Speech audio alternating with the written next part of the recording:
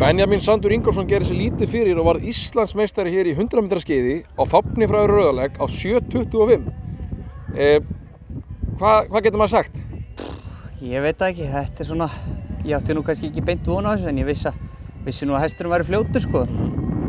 Þetta bara alveg, það ekki hægt að lýsa því hvernig tilfinningin sko. Nei, ég held að það sé ekkert verið að ljúga þegar sagt að það sé nú frekar óvænt svona fyrirfram var nú búist við að Kjarkur og Krókus og Fröken og fleiri myndu berjast þetta. Þú kemur bara og skýtir öllum rétt fyrir rass.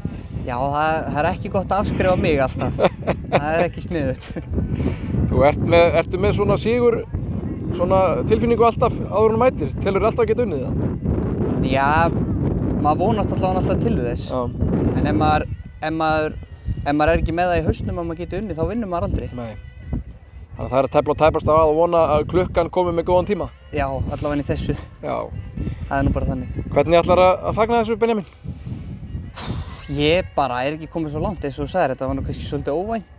Þannig að það var svo sem ekkert planað. Nei. Þannig að það bara eitthvað. Eitthvað sniðugt? Já. Til hamingju með titilinn, Benjamin, og njóttu. Takk fyrir.